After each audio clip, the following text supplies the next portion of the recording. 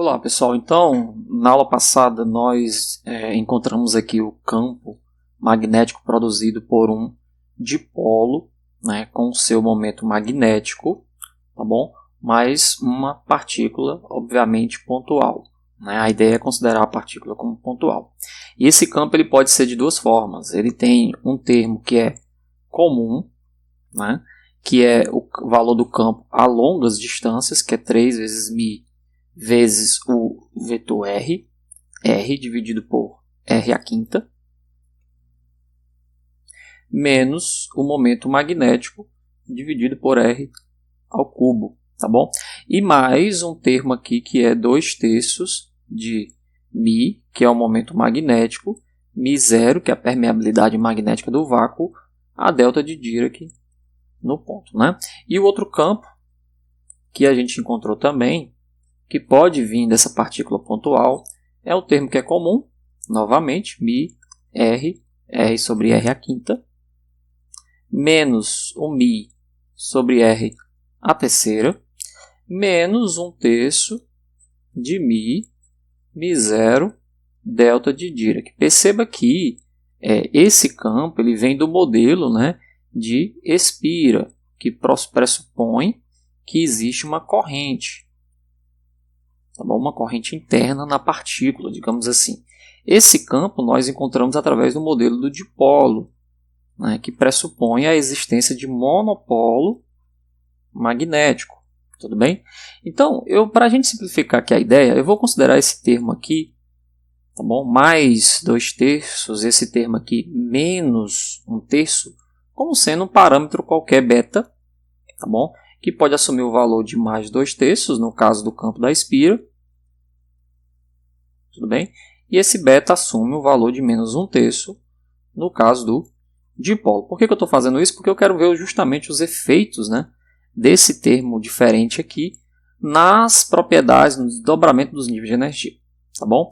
E o que tem a ver essa delta aqui no final das contas? Essa delta é justamente para que a integral do campo, tá certo? No espaço, nas imediações da partícula, seja exatamente o campo, como a gente calculou aqui na aula passada, o campo na origem, né? Ou seja, a integral desse termo aqui, perceba que a integral da delta de Dirac, né, sobra somente essa função, e essa função aqui ela vai ser o valor do campo na origem, nesses dois modelos, como a gente viu na aula passada.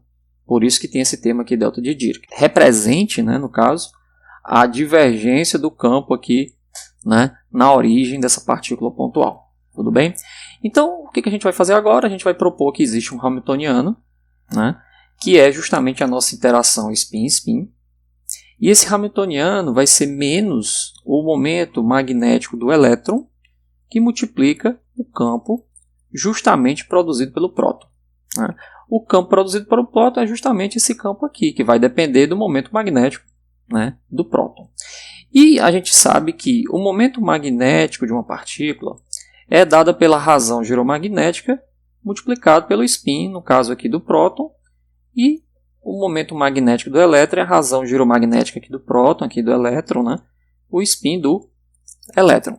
Essa razão giromagnética do próton é o fator giromagnético do próton, tudo bem? A carga do próton, que é a mesma do elétron, a massa do próton, né, sobre 2. Né?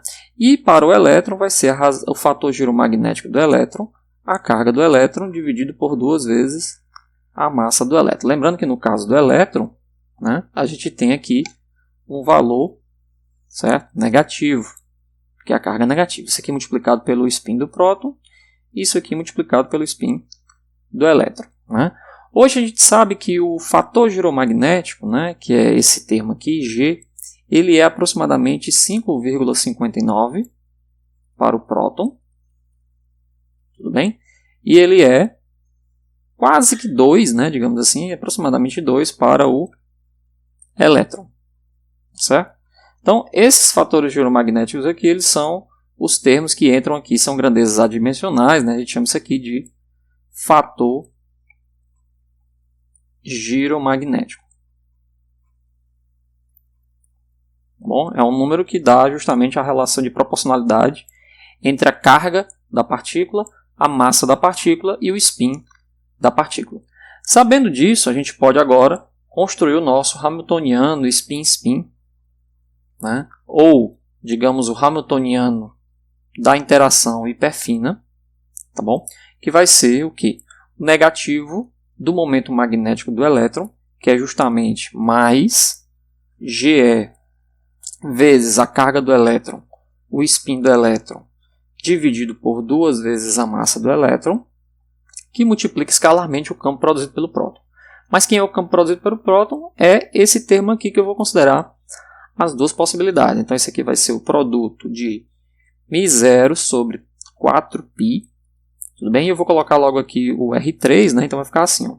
3 que multiplica o momento magnético do próton vezes um versor R, esse versor ele é unitário, versor R, menos o momento magnético do próton, tudo isso dividido por R3.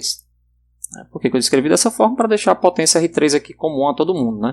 Perceba que aqui é o vetor R, né? Esse aqui é o vetor R, dividido por R5, aqui fica R3. Né? Mas o meu fator beta, que vai depender se é espira ou se é dipolo, né? Multiplicado pelo quê? Momento magnético do próton, μ0 delta de Dirac. Tá bom? Então, se nós substituirmos agora o momento magnético do próton, que está aqui, e o momento magnético aqui do próton, e aqui também por esse termo aqui, né?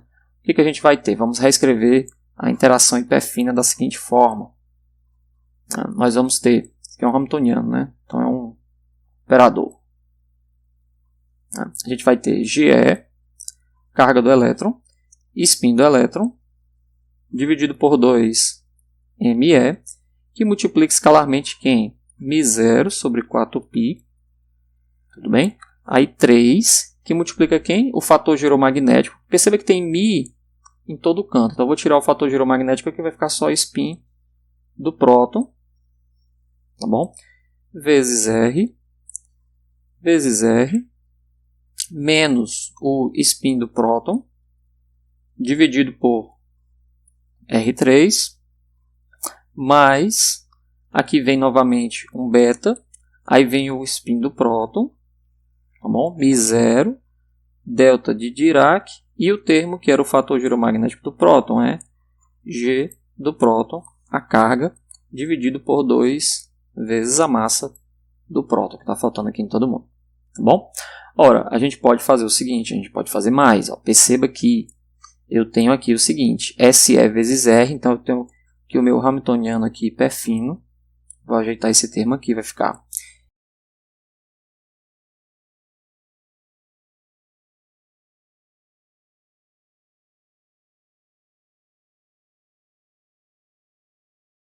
tudo bem? Então a gente tem esse termo todo aí, que é o campo magnético, né? A interação hiperfina, tá bom? Se eu substituir, obviamente, o G, né, que é o G do elétron, por 2, que esse é um termo mais conhecido, a gente pode dizer o seguinte, que o nosso hamiltoniano aqui hiperfino vai ficar assim.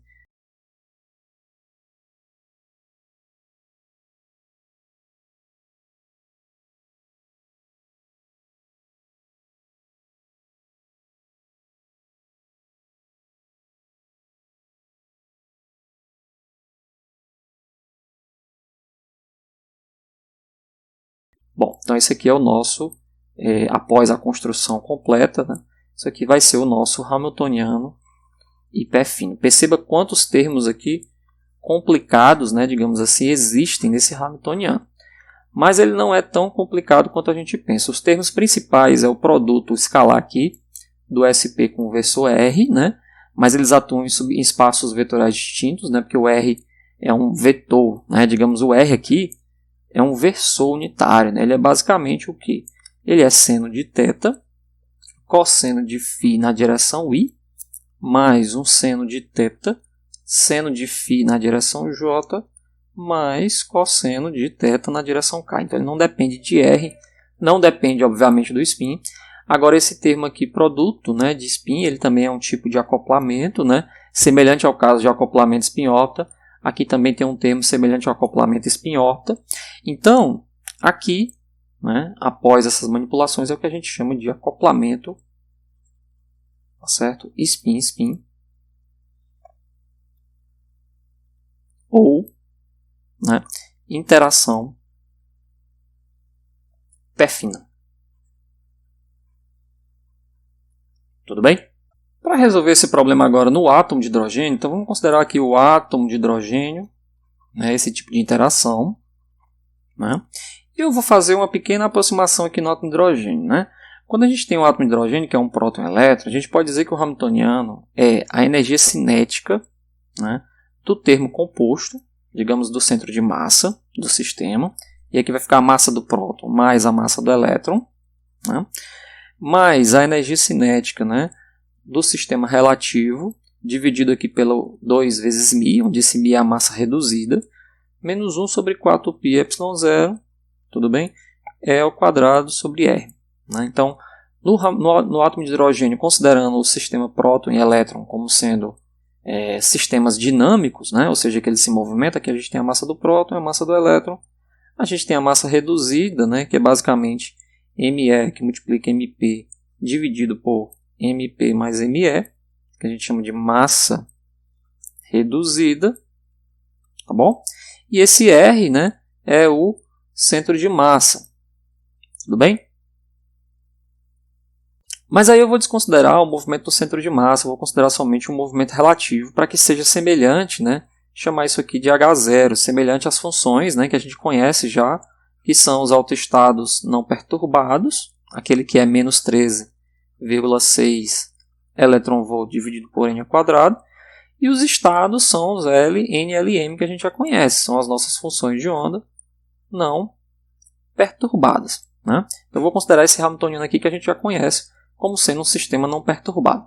E o nosso hamiltoniano, então, vai ser o seguinte. Lógico que aqui é uma aproximação, mas é uma aproximação válida por quê? Porque a massa do próton, né, ela é muito maior do que a massa do elétron.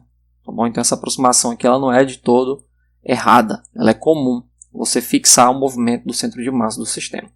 Então, o nosso hamiltoniano vai ser o nosso H0, tá bom? Que é o hamiltoniano aqui não perturbado, mais o hamiltoniano hiperfino.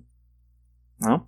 E os estados, né, os autoestados, que a gente pode dizer que são bons autoestados, digamos assim, né, a gente já fez esse problema lá no acoplamento spin-órbita. Quais são os bons autoestados? São os autoestados do operador soma, que é o spin do próton mais o spin do elétron. Da mesma forma que a gente fez lá o J. Né? Esses estados aqui, perceba que S quadrado, né, nessa nossa abordagem aqui, vai ser SP quadrado mais SE quadrado mais 2 vezes SP SE. Né? E esses autoestados, esse produto aqui, né, ele vai comutar, obviamente, com o S quadrado, com SP quadrado e com SE quadrado, mas não comuta, né, individualmente com o SPZ, né, e o SEZ. Percebe que a gente, semelhante lá ao caso de acoplamento spin-órbita, né, é até bom voltar um pouquinho lá no caso de acoplamento spin-órbita, esses estados aqui, J, né, esse hamiltoniano aqui hiperfino, ele não comuta, né, com estes dois operadores. Então, isso aqui não comuta. Né? Isso significa o quê? Isso significa que a gente vai ter que usar aqui um autoestado aqui que a gente chama de SMS, tá bom? SMS, que é um autoestado dado pela combinação linear, né? Aqui os coeficientes de Gliebsch-Gordon, né? SMS aqui, fazer assim, S do próton, MS do próton, S do elétron, MS do elétron, tudo bem? E aqui ficaria o nosso S do próton, M do próton, né? E aqui o S do elétron e o M do elétron. Lembrando que para o próton esse spin também é um meio e para o elétron também é um meio. Ou seja, é uma soma de momento angular, né? Semelhante ao que a gente fez lá com L e com S, soma de momento angular, de spin S1 igual a 1 meio e S2 igual a 1 meio. Bom, então nós vamos usar esses estados aí para descrever esse tipo de sistema, né? E o Hamiltoniano aqui, como é que a gente pode descrever? Então vamos ajustar um pouquinho o Hamiltoniano aqui, chamar esse termo todo aqui, para não ficar carregando essas constantes todas de A e essas constantes todas aqui de B. Então, o nosso Hamiltoniano hiperfino fica o seguinte.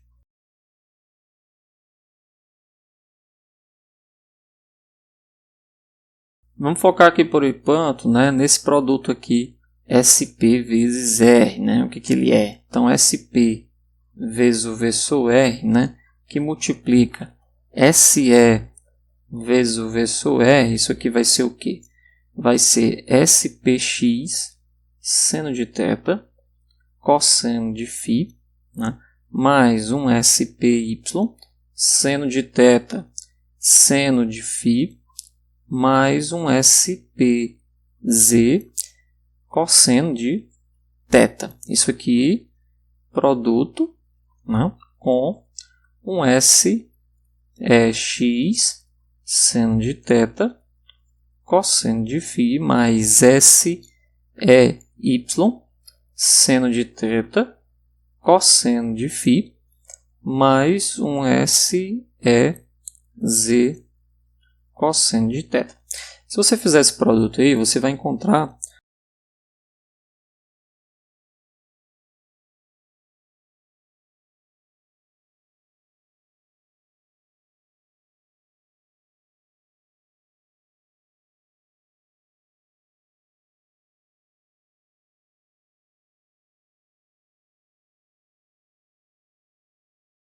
bom, e nós vamos usar aqui agora então a nossa função de onda, né, digamos não perturbada, os nossos bons autoestados aqui, né, NLM multiplicado aqui por um ket, né, que é SMS, né, um spinor, né. Quem são eles? Né? A gente vai usar o nosso estado fundamental do hidrogênio. Bom, o estado fundamental do hidrogênio, para estimar o desdobramento no estado fundamental, é o ket 100, né, juntamente com o spin do próton, né, e o spin do elétron, representado aqui com S1, M1, S2, M2. Só que, como nós vimos aqui, os estados S do próton Z, né, componente Z, e S do elétron Z não comuta com o nosso Hamiltoniano hiperfino. Da mesma forma que esses caras aqui também não comutam com acoplamento spin-orbital, nas aulas de acoplamento spin-orbital. Então eu tenho que substituir esse estado aqui por uma soma, né? Ou seja, eu tenho que usar, como aqui é um sistema de spin meio, eu tenho que usar agora a minha função de onda, né, aqui do estado fundamental com os spinores do sistema acoplado, né? Então eu vou usar o estado fundamental 100, né, e aqui o SMS.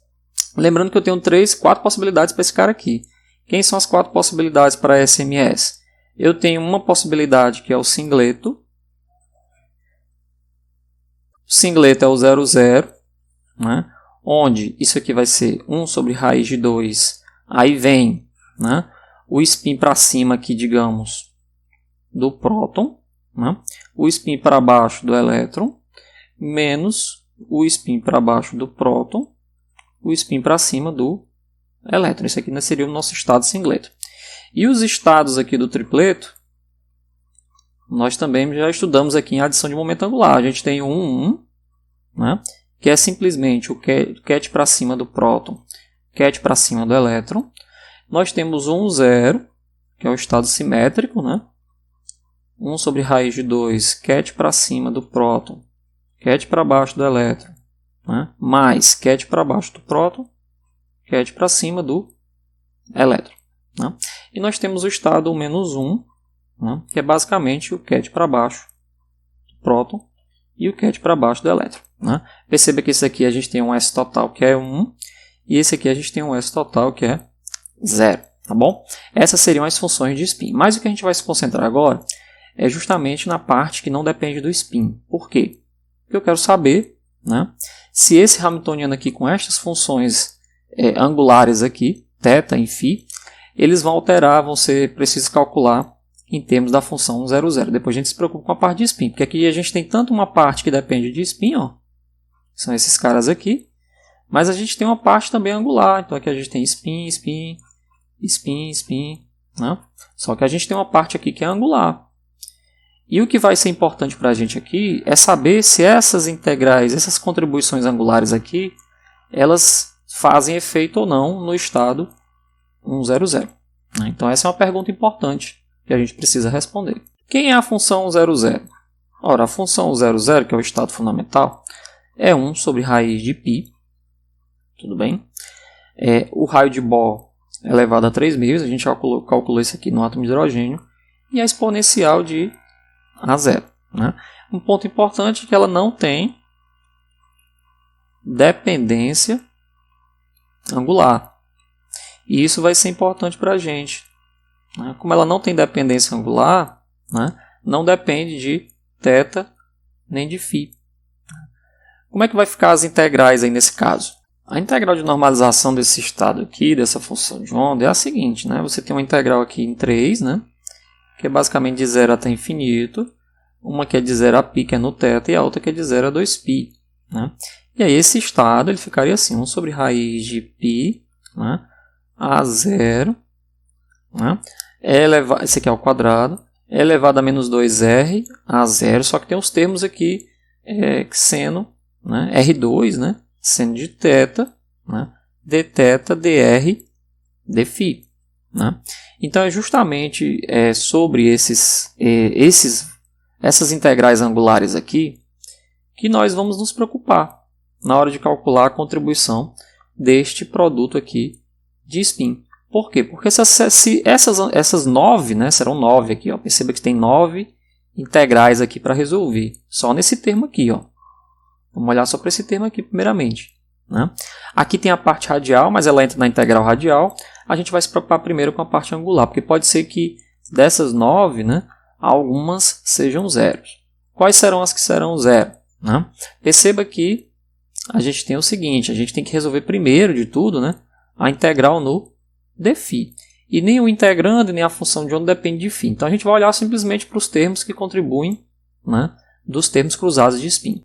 Bom, coloquei aqui novamente os termos cruzados, né, de spin. A gente tem aqui basicamente os 9 termos, né, que serão 9 integrais. Né? Mas aí perceba o seguinte, aqui a gente tem cosseno de φ ao quadrado, aqui a gente tem cosseno de φ, seno de φ, cosseno de φ, seno de φ, aqui a gente tem só cosseno de φ, só seno de φ, aqui a gente tem só uma que é seno de φ e outra que é só seno de φ. Existem alguns termos aqui, seno ao quadrado, ó, e aqui não tem φ. Né?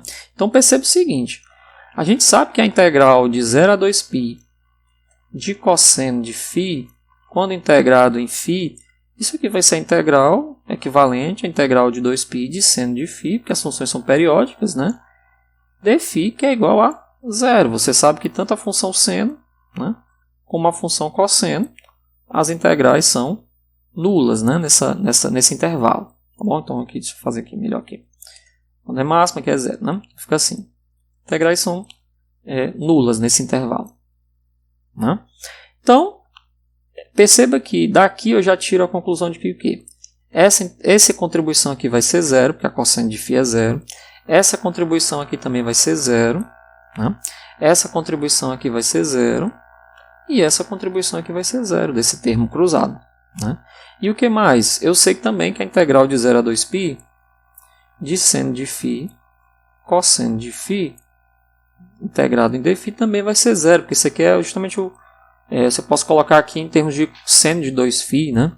Ou então do cosseno de 2φ, ou seja, é uma função periódica. Né? Então perceba que por este argumento eu posso cancelar também a seguinte integral. Essa integral aqui também vai ser 0 e essa integral aqui vai ser 0. Entretanto, né, a integral de cosseno ao quadrado e seno ao quadrado e aqui também vai ser diferente de 0. Então a integral, né, de 0 a 2π de cosseno ao quadrado de φ, integrado em φ, isso aqui vai ser igual a π. Né? A integral de 0 a 2π de seno ao quadrado de φ dφ, eu não vou perder tempo fazer essas integrais aqui, integral trivial, né? Também é igual a φ, π. E a integral de 0 a 2π, só integrado em dφ, isso aqui vai ser, obviamente, 2π. Então, o que a gente tem aqui? Vamos completar os termos que estão faltando aqui. Então, como é que fica aqui? Ó? Esse termo aqui vai dar π, esse termo aqui integrado vai dar π, e esse aqui dá 2π. Então, na verdade, quem contribui de fato aqui, né, a integral completa do SP vezes R, SE vezes R, né, seno de θ d θ dφ, né, integral dupla, vai ficar simplesmente a integral de 0 a π de quem? Desse termo aqui, ó. Cosseno SPxx, né, então SPx SEx, seno ao quadrado, tudo bem? Que multiplica o π da integral do φ, né, que multiplica S ao cubo, S dθ, né, porque eu já integrei aqui no φ, né, mais, qual outro termo? Esse termo aqui do meio, ó. SY de 0 a π, SPY, SEY, aí aqui vem um seno ao quadrado também, tudo bem? Vezes π, vezes o seno aqui do elemento de integração, e finalmente o termo agora em SZ, ó. Vai ficar assim, integral de 0 a π, SPZ, SEZ, a integral lá dá 2π no φ, né? Só que aqui fica cosseno ao quadrado, seno de θ, dθ. Tá bom? Vamos ajustar aqui um pouquinho. Então a gente tem o seguinte, ó, essa integral aqui vai ser SPx, SEx, vezes π, integral de 0 a π de quem? De seno ao cubo dθ. Mais SPy, SEy, a integral de 0 a π de seno, tem um π aqui fora também, né? De seno de ao cubo dθ. E finalmente a gente tem 2π SPz, SEz, a integral de 0 a π de cosseno ao quadrado, seno de θ dθ. Tá bom? Bom, aqui a gente não precisa perder muito tempo com essas integrais são todas tabeladas, mas quem quiser depois fazer, faz com calma aí a integral. Isso aqui vai dar 4/3, essa integral aqui. Essa integral também é a mesma, né? 4/3. E essa integral aqui, cosseno de θ quadrado seno de θ, é 2/3. Com isso, esse termo todo aqui, que era a integral, né, do termo cruzado SP, R, SE, R, né, d θ, seno de θ, dφ, isso aqui vai ficar o quê? Vai ficar 4π sobre 3, né? Vou tirar um 4 aqui e fica assim, ó. SPx, SEx, mais SPy, SEy, né? E aqui fica também 4, ó. Então fica 4π3, ó. Então fica SPz, SEz, ou seja, isso aqui é igual a 4π sobre 3, né? SP, olha só, está lá, SE. Olha que resultado interessante, né? Que resultado bonito aqui, né? Só que falta o quê? Falta agora, né? Já que eu olhei agora para esse termo aqui, falta eu olhar para esse termo aqui, ó, que é justamente o produto, né? Como é que vai ficar esse termo aí? A gente vai ter também uma integral dele, né, dupla, só que agora SP escalar SE é seno de θ d θ dφ, né?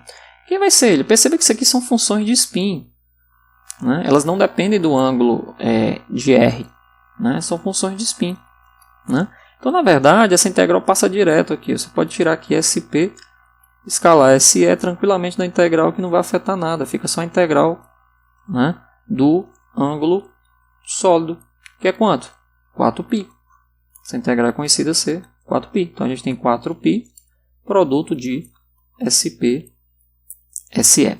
Então, vamos lá. Ó. A gente resolveu a integral angular desse termo aqui, né? Aqui deu 3 vezes 4π sobre 3, e aqui deu só 4π. Só que tem um 3 aqui, ó. Tá certo? Então, olha só que interessante, ó. Se eu juntar agora as três integrais, né, as duas integrais, vai ficar assim, integral dupla. Vai ficar assim, ó, 3, que multiplica 4/3 de SP escalar SE, menos 4π SP escalar SE. Perceba que sem precisar eu calcular a integral radial, que depende de 1 sobre R ao cubo. Né? Cancela esse 3 com esse SE, isso aqui vai dar. Cancela esse com esse, dá 0. Né? Ou seja, a contribuição desse termo todo aqui, independente de eu fazer ainda a integral no RA3, que não importa mais, a integral só angular, dá toda 0. Então esse A aqui não contribui nada. Né? Esse termo não contribui nada. O hamiltoniano que contribui de fato vai ser esse termo aqui. Né? Agora, a gente vai ter o seguinte, a energia, né, hiperfina, a contribuição mais importante vai ser o termo beta, do B, né, que é a integral, né, do SMS com o ket 100, né, do hamiltoniano hiperfino ali, que é produto SP escala SE delta de Dirac radial 100 SMS. Tá bom? Então esse é o único termo que vai contribuir. É a nossa contribuição para energia hiperfina. Tá bom? Então aqui é mais simples. Ó. Perceba que aqui é uma função de spin também. Né? Ela só vai atuar, né, nesses estados de spin. Tá bom? Entretanto, a delta de Dirac aqui no ponto, ela vai ser importante para calcular aqui, ó, essas funções radiais. Né? E aí a gente vai ter o seguinte, né? A integral radial, né, 100 delta de Dirac radial é 0 em todo ponto do espaço, exceto na origem. Né? Então isso aqui vai ser igual ao quê? A integral, né, no espaço de quem? Da função 00 estrela radial, né, delta de Dirac tridimensional 100, né, R2 dr dθ, tá bom? dφ. Né? Ora, isso aqui é a delta de Dirac integrado no volume, né? Esse aqui é o nosso elemento de volume. Perceba que isso aqui é o integral de volume.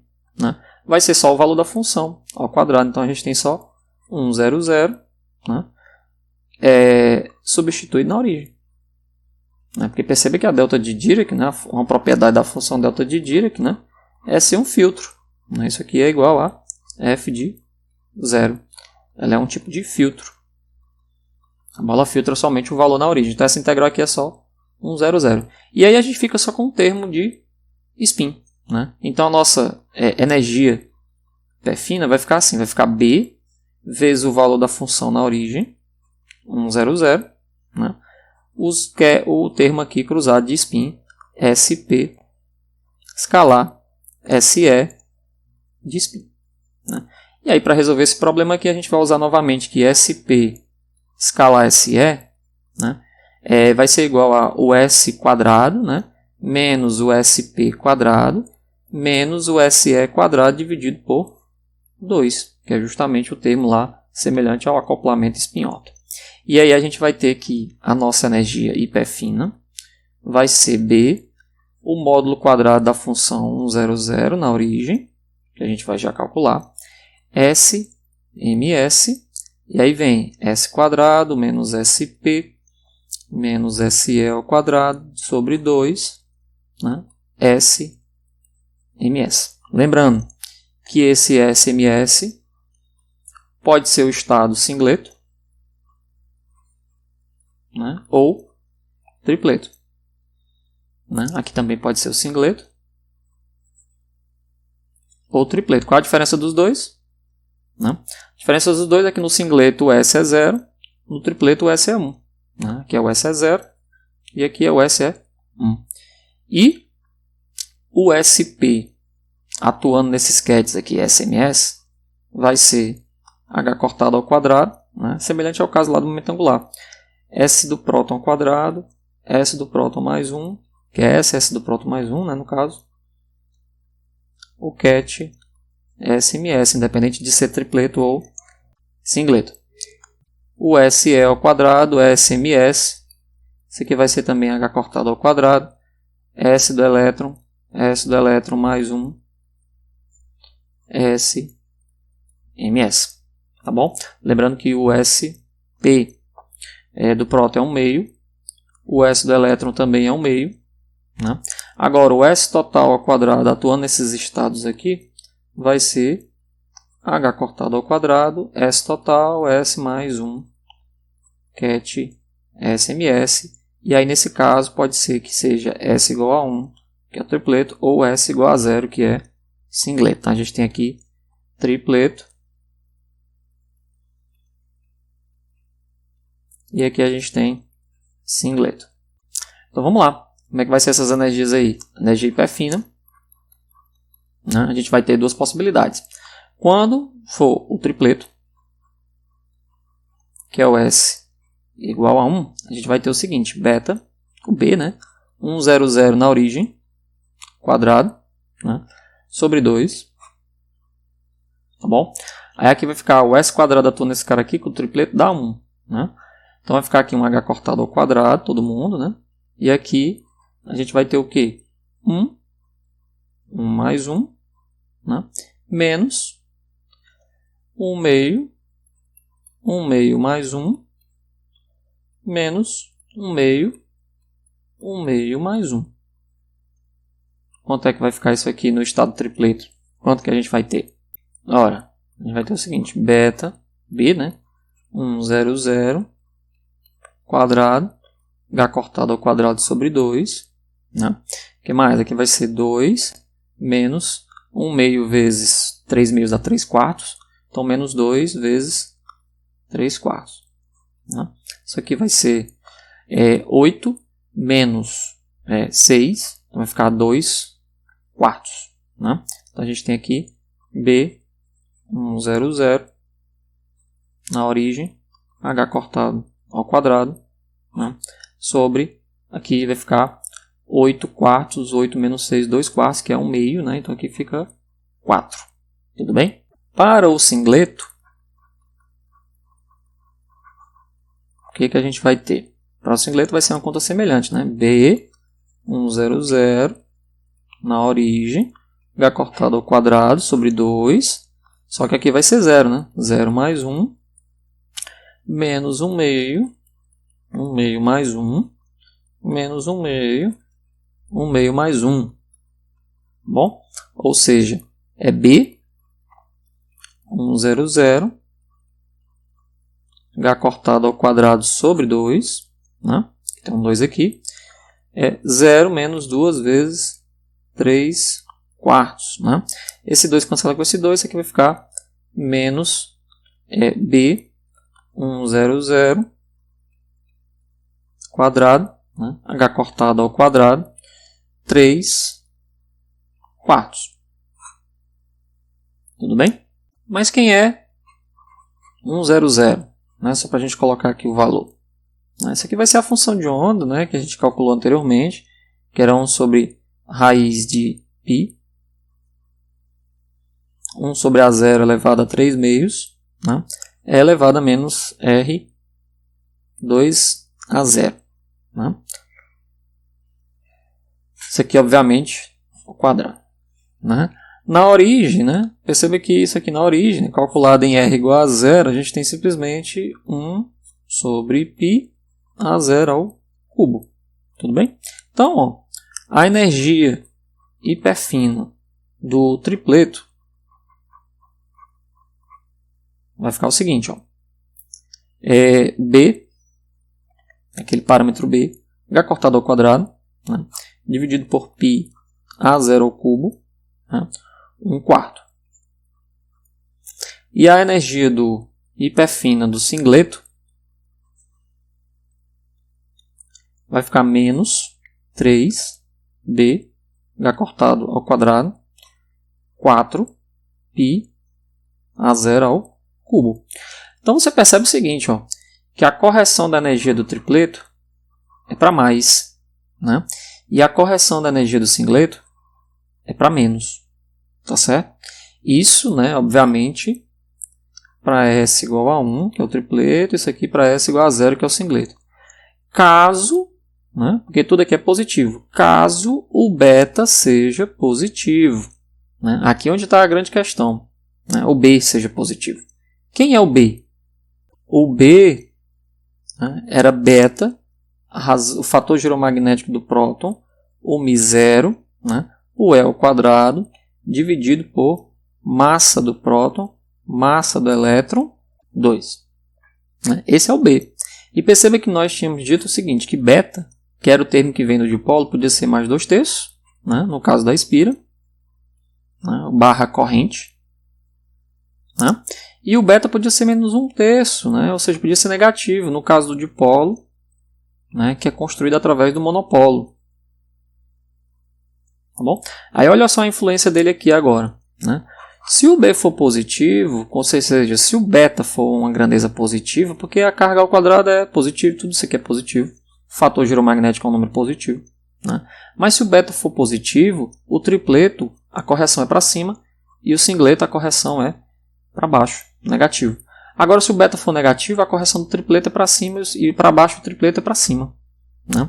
E olha só que interessante, ó, é o dobro aqui. Né? Então, no modelo aqui de espira, corrente, tá certo? Vamos colocar aqui todas as constantes, né? A energia, ela vai ser corrigida da seguinte forma. Você vai ter uma correção para o tripleto, que é o estado fundamental, né? É 0 mais. Quem é o estado do tripleto? Vai ficar assim, ó. 2/3, que é o beta, 2/3, fator giromagnético com grandeza positiva, μ, E ao quadrado, sobre 2, MP, ME, o que mais? Isso aqui é o B, aí fica aqui H cortado ao quadrado, né? Π, A0 ao cubo, sobre 4, né? Que é esse termo aqui. Né? Só que isso aqui para o tripleto. Tá bom?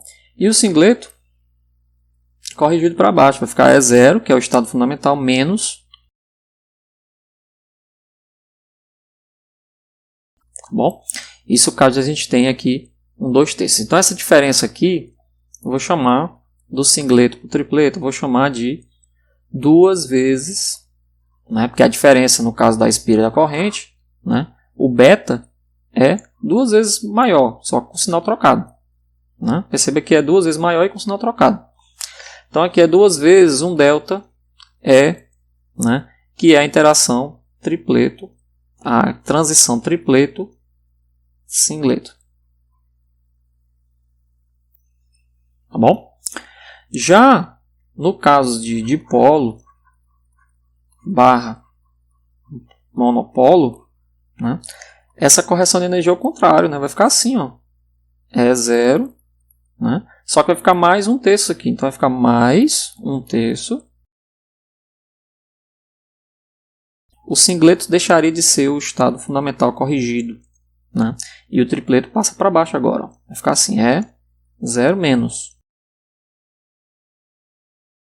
Ou seja, o tripleto, né, seria o nível de energia corrigido para baixo. Então, se houver uma transição do tripleto para o singleto nesse modelo, um lambda aqui emitido, né, ele vai ter um valor, que eu vou chamar aqui de lambda.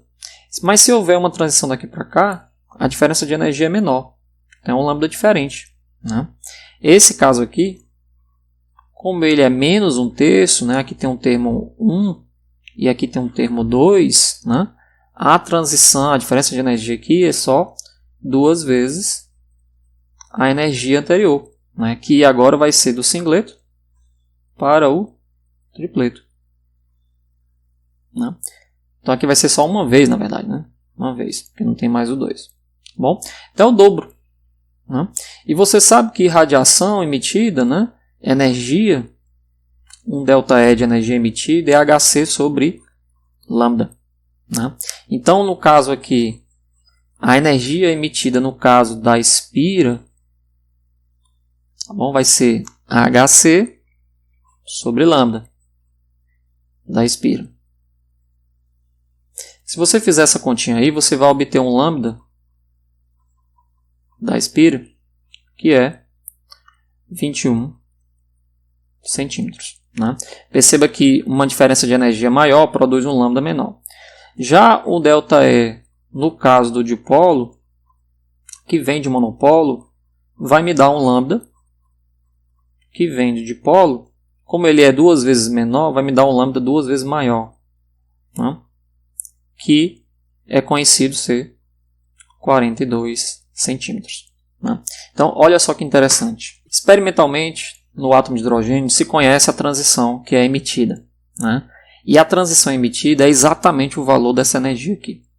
Né? Ela não é a metade. A transição emitida no átomo de hidrogênio, as pessoas que estudam aí a radioastronomia, né, sabem que o átomo de hidrogênio no espaço, emite uma radiação, né, que tem uma energia de aproximadamente 5,58 microelectronvolts, né, uma frequência de aproximadamente 1420 MHz.